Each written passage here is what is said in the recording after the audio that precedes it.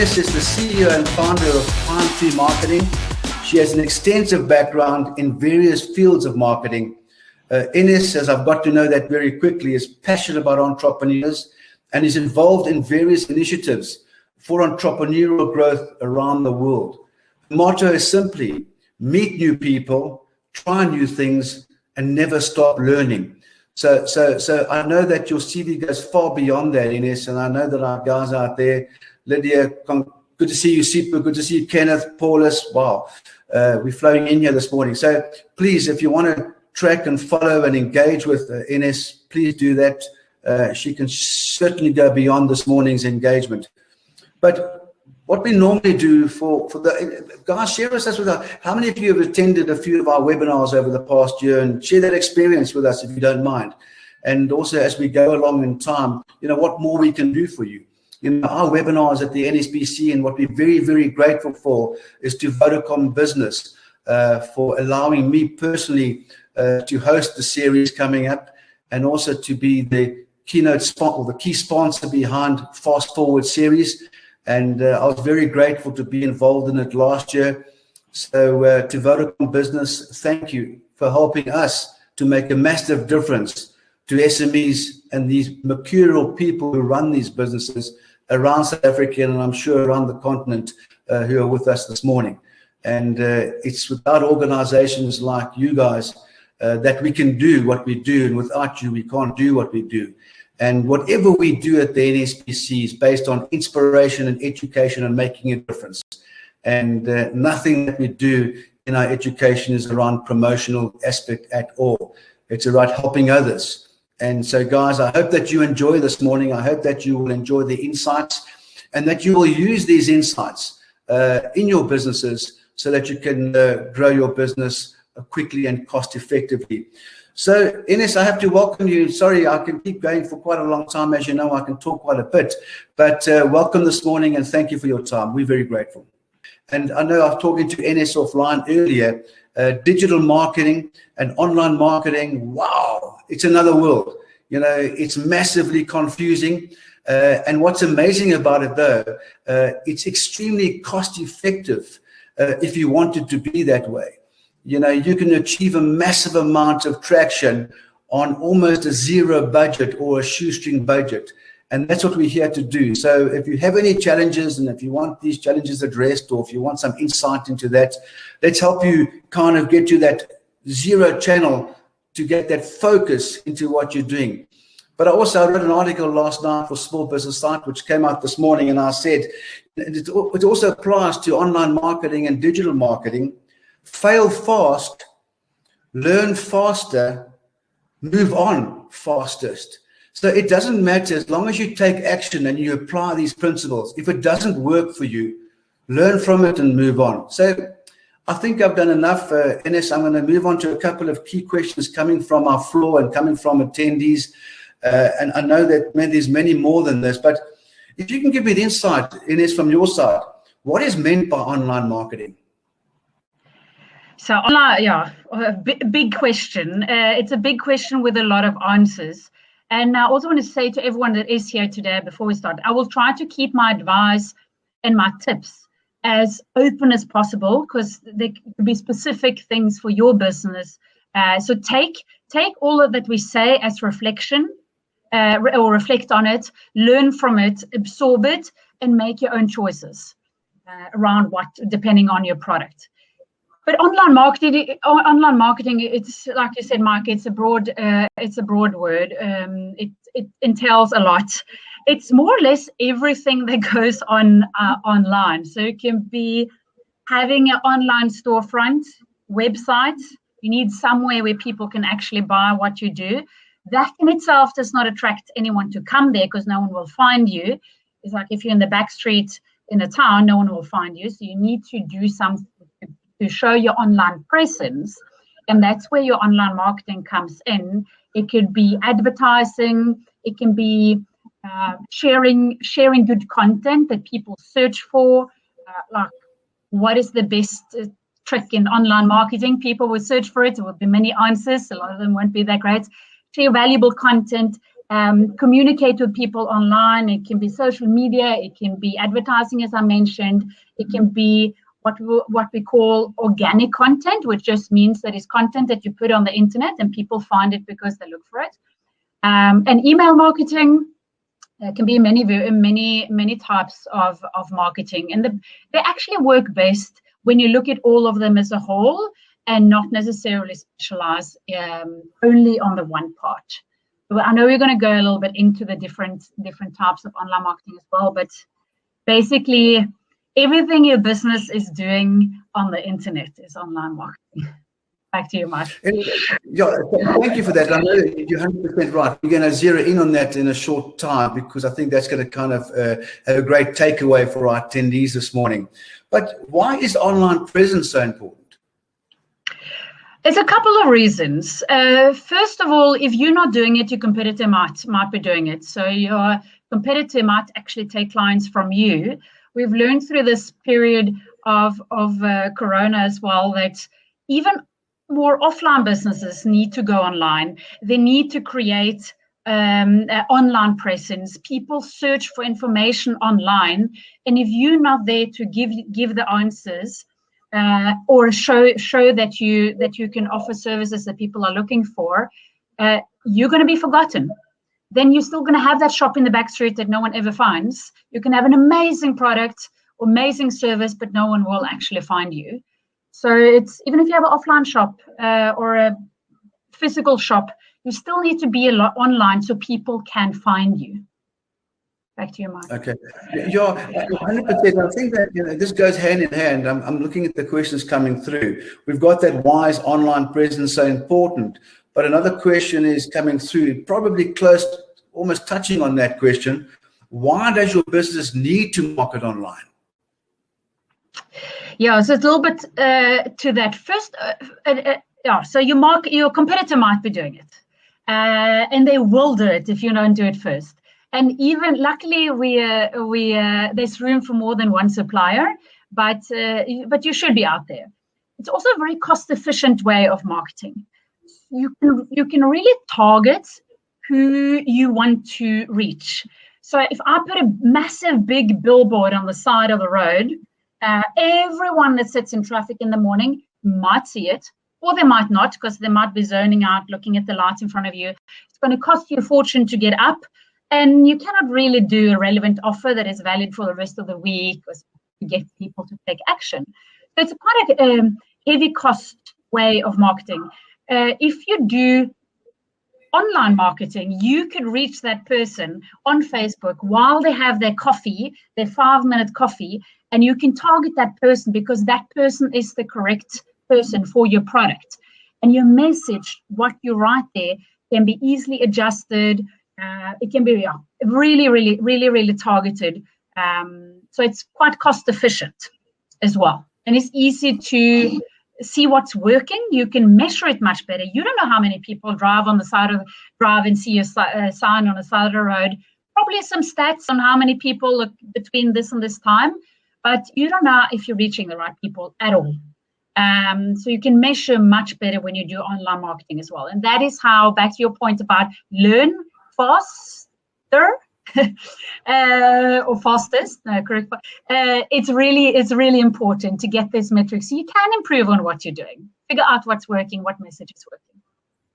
Back to you, Mike. I've got a great question from Cynthia coming through. I just caught it on my right eye here. How often should one post content online? Some experts will argue with me on this. So I know I've published articles on you should for example, LinkedIn. Oh, you should publish 2 to 3 days a week on LinkedIn because, and there's a lot of reasons why you should do it. But for small businesses that have a lot of other things to do besides marketing, I would say put it on a level that you can sustain. Because more important than posting every 2 to 3 days or two to three times a week on one platform is consistency. The algorithm that decides how often you're going to show, the algorithm that decides how often your emails are going to end up in spam or in the inbox, all of those consistency is king. You're also going to burn yourself out if you say, oh, I'm going to write 3 blog articles a week and I'm going to publish them. Maybe you're a great writer, maybe you love it, but if you cannot sustain it, then put it on a lower level and make it sustainable and don't disappoint your followers. So that's not really a straight answer. Also different, maybe what you offer. If you have flash offers and you're selling products, you might want to post interesting things all the time. If you're selling something, financial annual return, no one really cares about that until the end of the year. So it really depends on what you do, but consistency. I would aim for consistency and make sure that you can sustain your goals. Okay, so what you're saying is if you've got a plan to, let's say across channels you have an objective 3 posts a day, as long as you keep maintaining that frequency and consistency in the same type of messaging. I know before we move on to the next question, a few more questions are coming through. Should I use these posts to educate, help others, inspire, or sell, or all of that together? We often get that as well. I mean, are these posts designed to sell product or service, or are posts and social media designed to really help others, educate them in that format? And I'm glad you asked that, because then I can correct a little bit that I don't want people to misunderstand from my previous answer.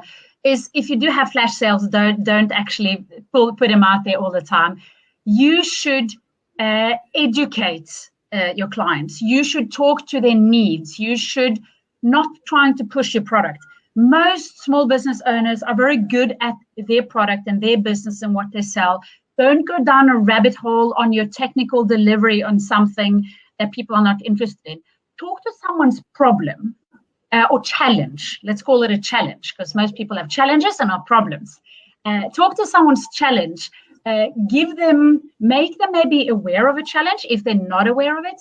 Educate them on something they need. So for my industry that is marketing, it's quite useful to give good marketing advice, good tips out there. And there's so much to talk about. Like we said earlier, there's so much to talk about. So it really, how much you can do it depends on your business, but educate people on what they can do. I know online, so Amazon and Take a Lot, they're very product orientated on the advertising. But imagine now if you could sell the same as they do, and you can tell people how to use it. You can explain to them why this potato peeler is the most fantastic potato peeler. Like, are you sick and tired of the potato peel getting stuck in the little knife? Yes, it's a slightly irritating. Are you bothered by the potato peeler cutting your fingers because it's so difficult to hold? Yes. If you have the solution to that, if you have the best potato peeler, talk about what you solve. Educate people on the solution, on what you related to the solution that you offer. It is absolutely. Thank you for that, and really important. We often get that, outside of this discussion this morning. It's an ongoing discussion, but I think you gave some great insight into that. Thank you for that. Ines, what are the different types of online marketing? You asked, sorry, it's a question, what are the different types? Yes, what are the different types of online marketing?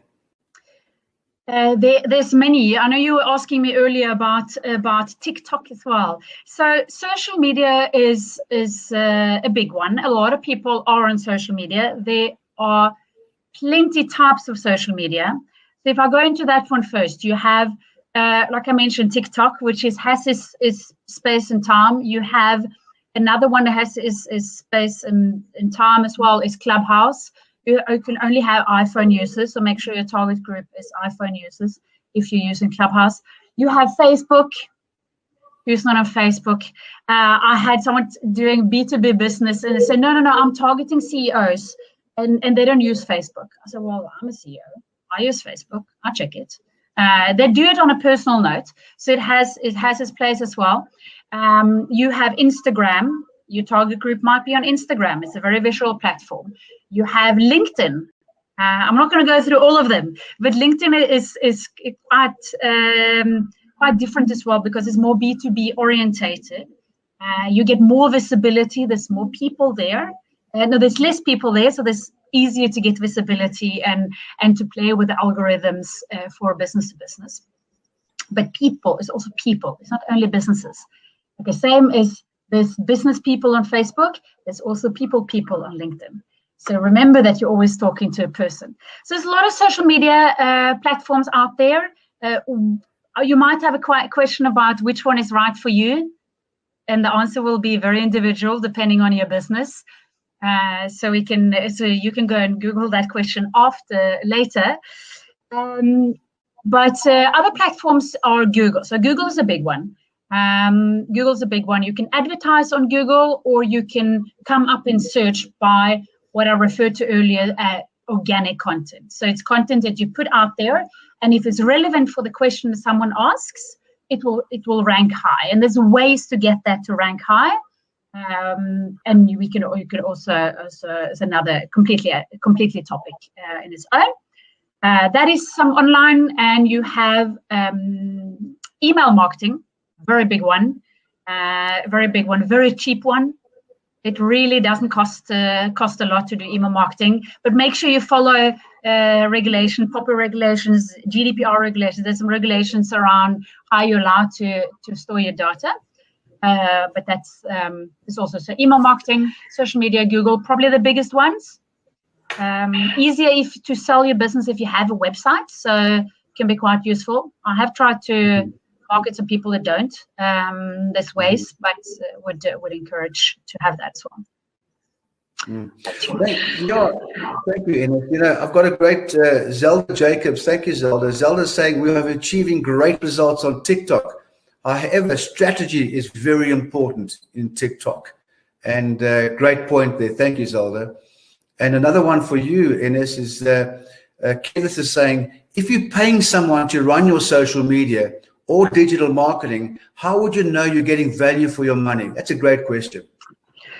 I love that question. And so there's two elements to social media marketing, and also Google as well, is that one thing is to get the click. And the click would be when someone clicks on your ad or your post or organic, whatever you put out there. But the other one is to get the sale. So make sure that your social media agency, or if you're doing it yourself for that sake, you want to measure clicks, because you want to see that you're reaching the right people, that you're having content that actually generates clicks. Then look at how many sales are you getting from those clicks. You cannot, if I target and I get 100 clicks and I get 98 females and I get 2 males, I get 0 sales from the female clicks, and I get 2 sales from those 2 clicks on male that were males. And Facebook can typically tell you these things, what the gender is.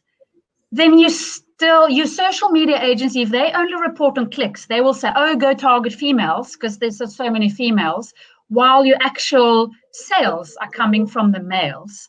So you should really focus on what is generating sales, or what is generating a lead that you can continue to communicate with. Because that is also something that you want to focus on, is having the opportunity to communicate to people again. And we might get to that later as well. Over to you, Mike. I hope that answered your question, Zelda. Absolutely, yeah. Cynthia's got a kind of a combined social media legal question. But Cynthia, there's 2 ways we can answer this. Is that we are hosting a massive Poppy webinar next week to cover this. But maybe you've got some insiders in this. How does one build a mailing list legally now?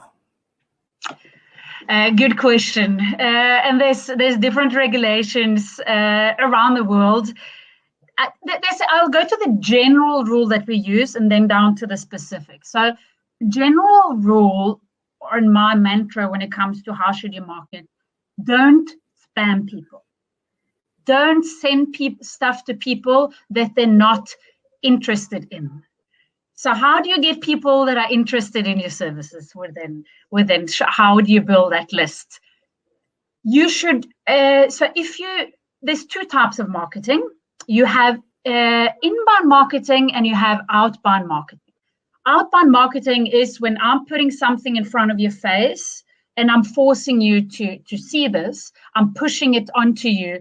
I'm really just pushing it on you. Inbound marketing is when you do something to show me that you're interested, in big words. You can define it more specifically. But inbound marketing, you are actually attracting the person to you and referring back to what should you post in your social media or your posting.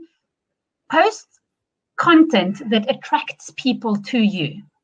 So how to build a list, get people that are interested in your content, attract them to you. Key is there, make sure you capture these leads. So have some kind of form that someone can fill out. Say you're registered for this webinar, you're clearly interested in what we're going to talk about. You can be, you might have ticked off that, yes, I would like to receive communication, but you're showing interest in the topic. Now, you will not, just by registering that email, you will not start to receive emails about the potato peeler that I want to tell you. It's not going to happen. You're going to receive anything relevant. You probably will receive the recording of this webinar because it's relevant. You showed interest for this webinar. So make sure that you're building good lists. When I have clients that have bought lists, first of all, there's some legalities about buying lists. You're not necessarily allowed, different countries, a little bit different rules. On a general, you're not allowed to just buy someone's personal email for no apparent reason at all. Businesses, slightly different because as a business, you're a public entity, and there could be things around that.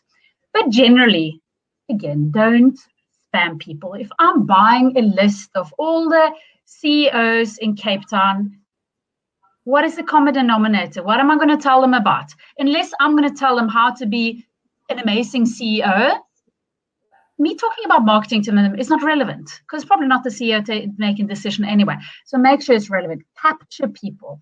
Put content out there that makes sure that to ensure that your list grow.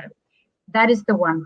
The other one, make sure you get referrals. If you have, this is a big one that a lot of people, I hope we get to speak more about this, but get referrals. Make people talk about what you do and recommend you to other people. That's another great way to build your list as well.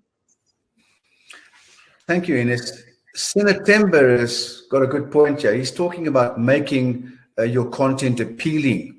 What is your take on videos, podcasts, and what do you recommend most, or should there be a combination, etc.?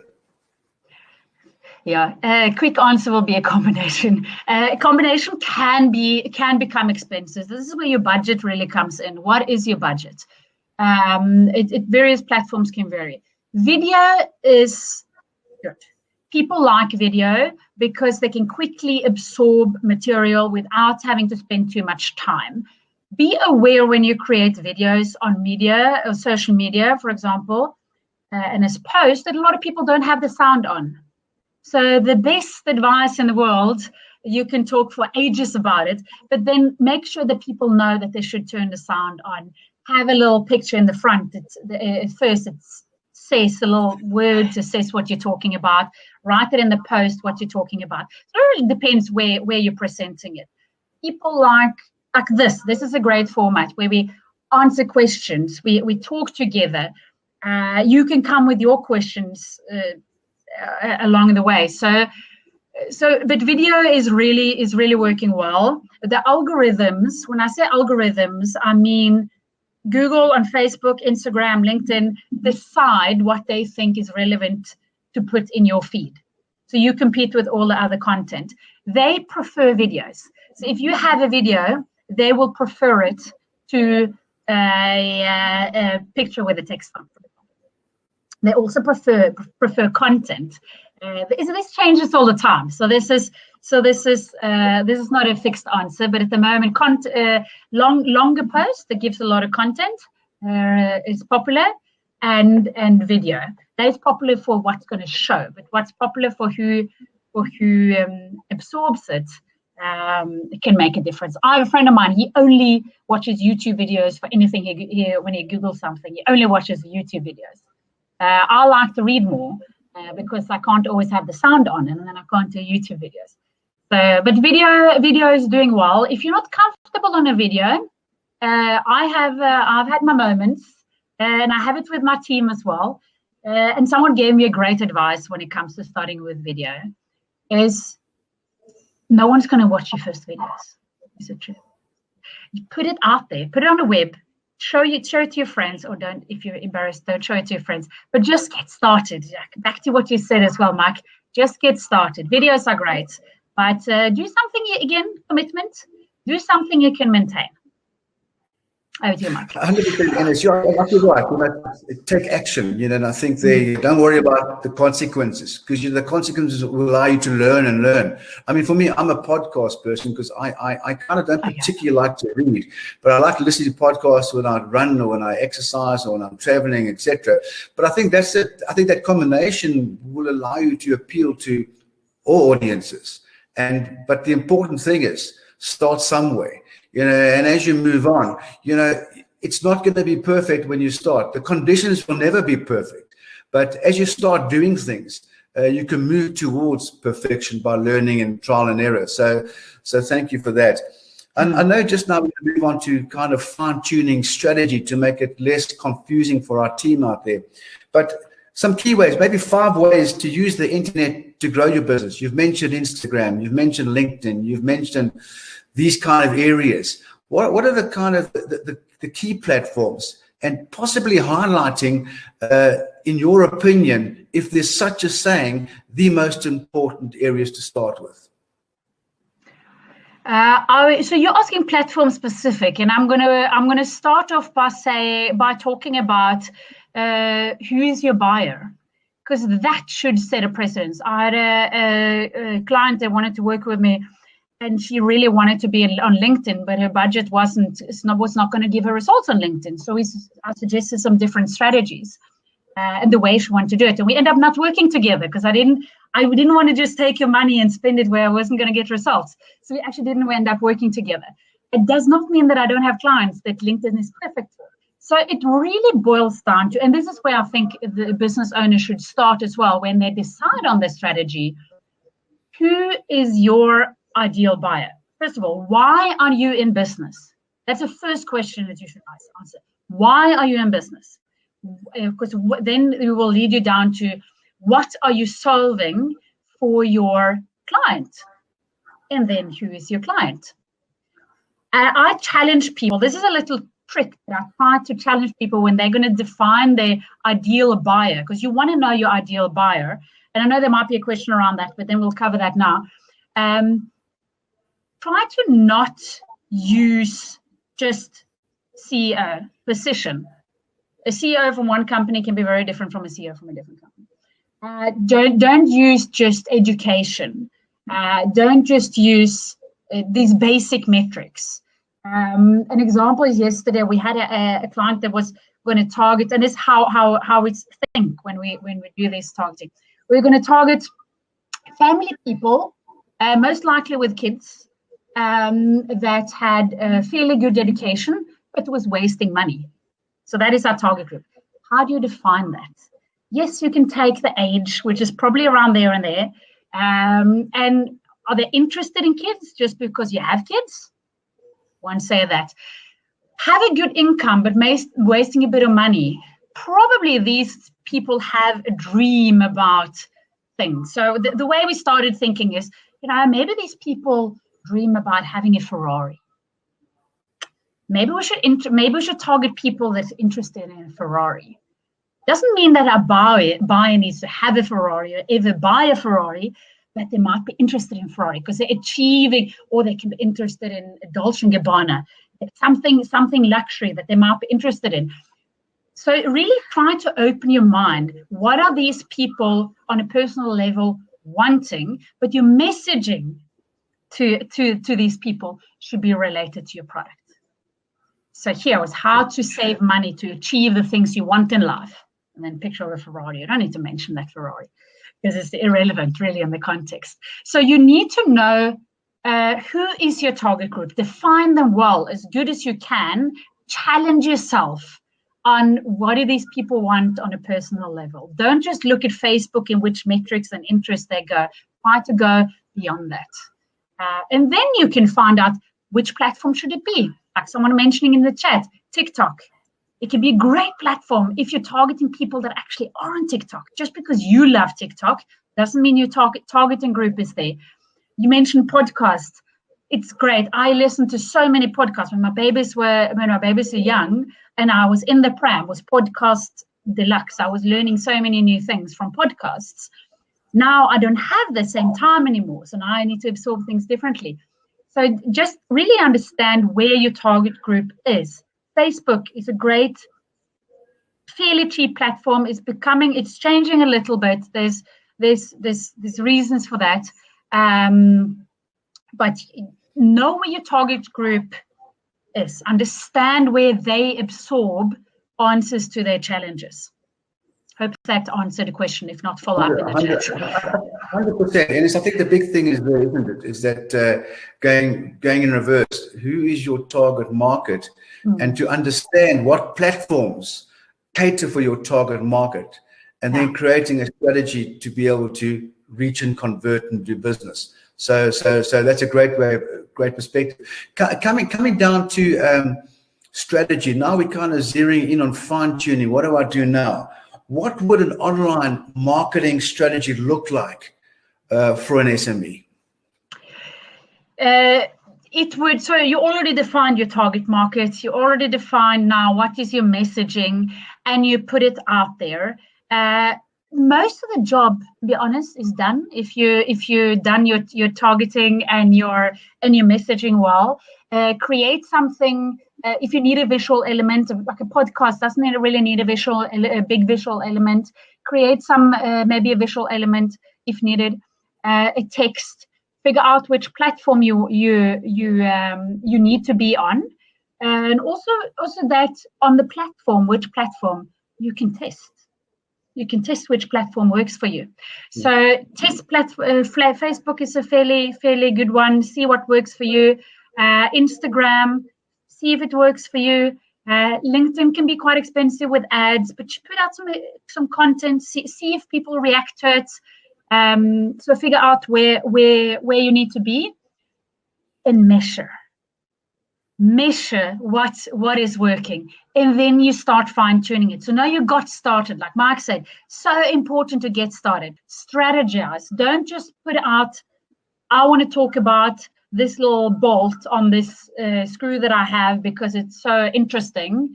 Talk about just go past that, because people are not interested. They're interested in what that bolt actually solves, which problem. It tightens the screw very nicely. So you got that right. You got your target group. Then you got started, and the biggest part is done. And start measuring. Next step is I mentioned it a little bit earlier. That click is not yet a customer. So understand how people, and this is not, I can't just say go and understand it, but reflect on that people don't buy on the first interaction with you. So it's more, this is probably, I'm going to give you a little bit more reflections on how to think and make your own interpretation of that in your business. It's quite general, but these are the kind of advice that I go through with my clients every single time. Usually the targeting and the messaging is a big one. But then how to convert them. Understand that people are not buying immediately. Just because you have a website, no one finds it. Just because people click on your ad does not mean that they're ready to buy. Good example, I was sitting with my husband on the couch yesterday, and one of these promotions came up on TV about pet insurance. And now we got some pets. And this ad, I think it's been running for 3 months on the TV. I said, it's quite easy to promote things with pets because people like cute pets and puppies and stuff like that. And then suddenly my husband told me yesterday, he says, Ines, maybe we should get that for our cats. Because I got some cats. And I was like, oh, you think we should get that? And then I said to him, do you know how many times you've probably seen that ad on the TV? It's like, what? What are you talking about? No, I know this ad has been running for about 3 months. Oh, what do you think? So he's not really that interested in marketing and what I do. So he thought I was a bit of a nerd, but I am a marketing nerd, so I claim that one. But it takes a lot of exposures for a person to make a decision. And this also relates to which platform should you use. I'll do a simple example, is you can show a Facebook ad to someone, because they might not know. Let's go to the potato peeler. They might not know that they're getting irritated by this potato peeler that they have constantly cutting their hand or the peel getting stuck. But now you show them on Facebook. Do you get irritated by this potato peeler being so annoying? And they're like, oh, yeah. And they click on it. But they're not ready to buy because they weren't ready for that potato peeler. They don't really, it's a potato peeler. Who cares about that potato peeler? Now what they do is that they go on, and you might have seen this, and I know, for example, the Steak Lot and Amazon do this a lot. Now I go on another website, so you go on a cooking website, because now you're going to find a recipe for your dinner, and whoop, ooh, there's a potato peeler showing up on the side here. But this is not Facebook. This is on a page that you've gone to check your dinner for the day, and you want to make potato soup or something. And now they place this potato peeler very conveniently on a place where you're looking for potato soup or potato, whatever your favorite potato, amazing baked potatoes. And you might even have an article on your website, how to make the absolutely best baked potato, dinner potato with all the best fillings, because now this is your content as well. And on the side on your website, they can also find this peeler to buy, because this just peels the best potatoes, and your potatoes need to be peeled that way. Another article you can have is how to peel your potatoes the best way without cutting your hands. So this is, now you're on Facebook. You've been on Facebook. You've been on their display. They might have gone into your content to see the best or most amazing potato. Then they eventually like, oh, this potato peeler is really irritating me. Let's try to just Google what is the best, which potato peeler is best for nuts, top 10 potato peelers, whatever. The example is not the best, but you get my point here. Then suddenly you find your potato peeler, and now you might be ready to buy. Oh, but you're not quite ready. Oh, there's a special offer. Oh, there's a special offer. I might be interested. Oh, I'm a special offer. And then you sign up, and they send you a promo code you can use on your email. So now you get an email. They send you the little promo code, so you can go into your web shop and buy it, because you don't want to sell it somewhere else where you have to pay commission. They go to your web shop and they go and buy this potato peeler, because now it's a limited offer, and you remind them. You have had so many contact points. You've had Facebook, you've had Google, you've had your blog, you've had email, you've had your website again when they go and buy. It's a lot. And they're going through something we often refer to as a buyer's journey. You're not ready to buy. If you expect that first click on Facebook to generate the final business, you're too impatient. So I don't know, that was a complete off, so you have to wear me back on mic if I'm off. Great way you put it. Thank you for that. And Kirsten is asking, I know it's a big question, how can I get more people to follow my social media pages? How important is that today? Quality, quantity? Yes, quality, quantity. If you have 1 million followers on Instagram or Facebook, no one never sees your stuff, it's as valuable as having zero. Understand, so follower on a page is great. Please don't follow my page. But does not mean that people see your stuff. So if I just on my page, the only thing I do on my page is I have a special offer on there. You can buy some marketing services, and you can buy this service and this service. You're not really interested. You're not going to engage with what I do. If I don't give you quality advice, relevant content, You can have as many followers as you want. It will not be business. You have to do what's generating business. So when it comes to that, strategies, a little bit on strategy side, what we often do when you have, say, a social media strategy, you want to generate followers because you want to have new traffic in that you can expose people to, but you also want to post. You don't only want to have, you might have an ad out that is meant to generate followers for your page. The reason why you then have that ad is not to just generate followers on your page, is to have more people to share your knowledge with, so they eventually come to you and ask, Ines, can you just please help me with this? I see that I would really like to know more about this. Would you mind having a strategy workshop with me so I can do it more myself, especially on smaller budgets? Attract them to the page for a reason. To create followers, there's two ways you can do it. You can pay for it. So you can create ads, and you can set up your ads to specifically that you want to have followers to your page. But make sure you follow up with good content, because you're going to lose them very quickly. Say, if I say Facebook, since you were talking about Facebook, they decide what they're going to see. If I'm a follower on your page, Facebook decides, do we think Ines will find your page content relevant? If I just liked your page, they will say, yes, she will probably like to see what you're posting. So it's more chance. This is also why I should post regularly. There's more chance that I will see it in my feed. If I see 3 things in your feed and I don't really interact with it and I don't really do anything about it, Facebook will decide not to show me any more of your stuff. You want to engage, so having questions and engaging content. So say, if I ask, what social media platform is your favorite? That is encouraging you to give me an answer. So it's engaging, so we'll create engagement. If I engage with your content from your page and it's not closed, chances are that people in my network will again see your content as well. This is how this algorithm works. So this is how you can do it, a combination of paid to get people in and organic as well. So creating content that is not boosted or paid for either, but just to create that continuous engagement. Takes time. Don't be impatient, but be consistent.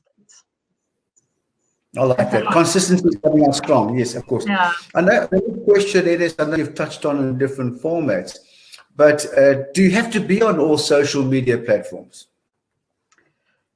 Absolutely not. Absolutely not. It takes time to be on all platforms.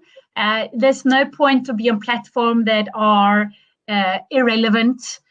If I have one client that sells drinks with alcohol, so it would be very inappropriate, also not legal, to market this to platforms where you have more underage. So, for example, TikTok has a younger audience, and they at the moment their targeting is not very detailed.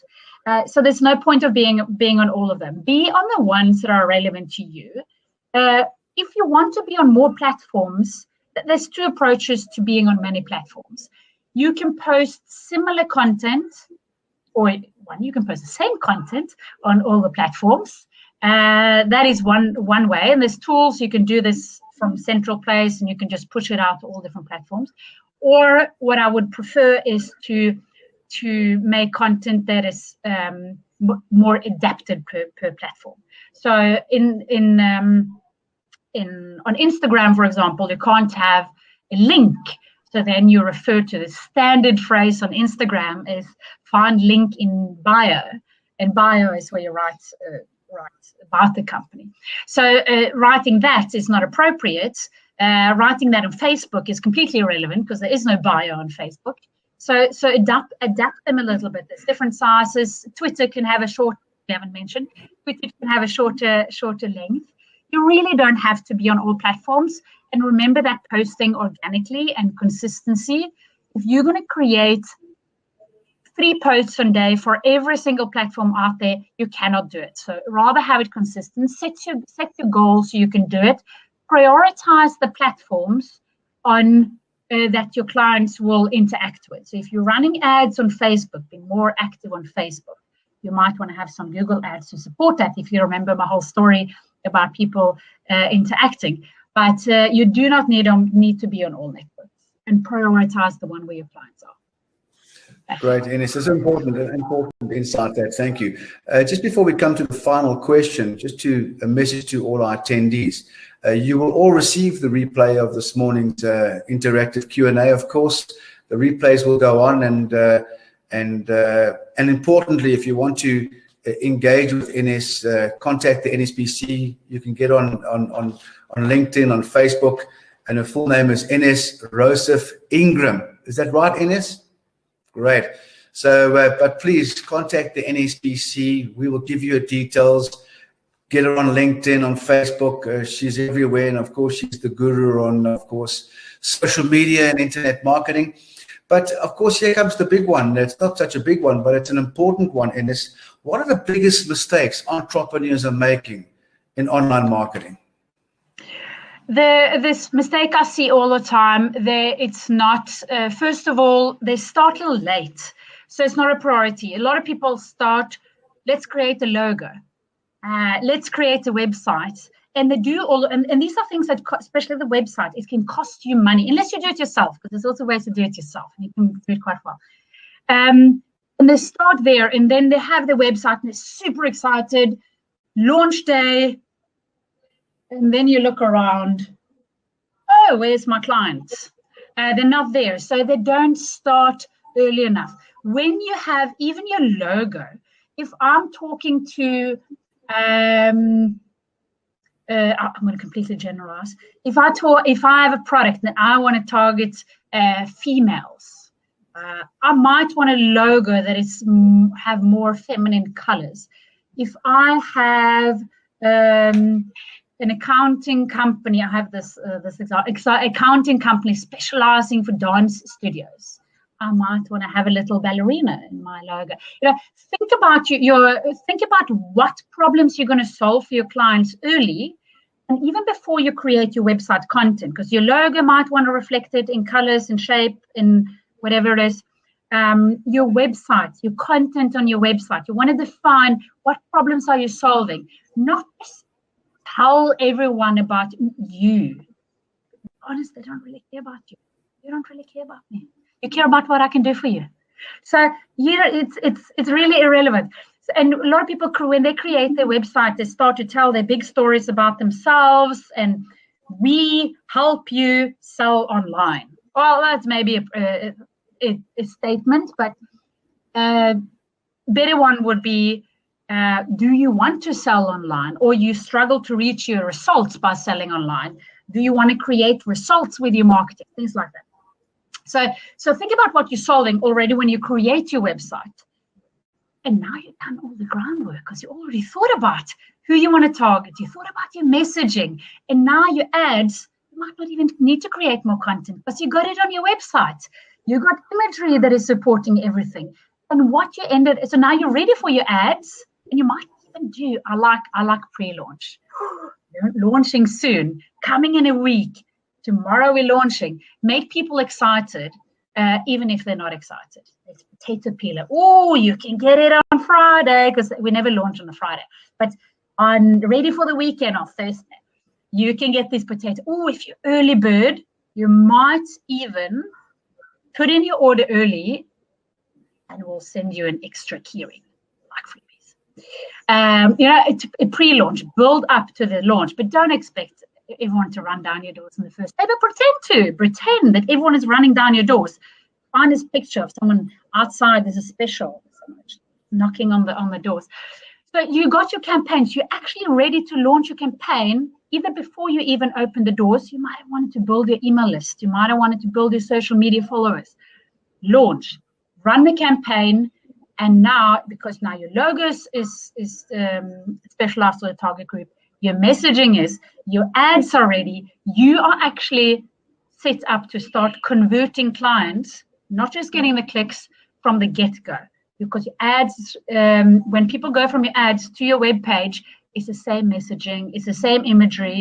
They understand where they're going, they understand the message, and they can read more. So start to think about marketing a little bit earlier and having thoughts about that from an early stage, and targets your messaging and everything. Great, and consistency. Consistency. Ines, CEO, founder of Pine3 Marketing, it's been an absolute pleasure hosting you this morning. Your insights are incredibly invaluable, and your inspiration coupled with that, we're truly grateful. And I know that there's no question, I've certainly learned an enormous amount this morning, and I know that our attendees have also learned a great deal, and gearing towards that fine-tuning strategy in online marketing. It's a daunting world, but with your input and your help, I know that we've made that difference. I'm very grateful, and I thank you. And of course, to Vodacom Business, you've helped us make this happen, and we thank you for that. And it's all about helping others. So we're very grateful to you as an organization who's powered towards helping SMEs stay in business, and of course, to build a bigger and more successful business. And of course, to our attendees out there, without you guys, we can't do what we do. So I hope that you move on to a bigger world in digital and online marketing, and stay with the NSBC, stay with us. We've got some exciting things coming up over the next few days.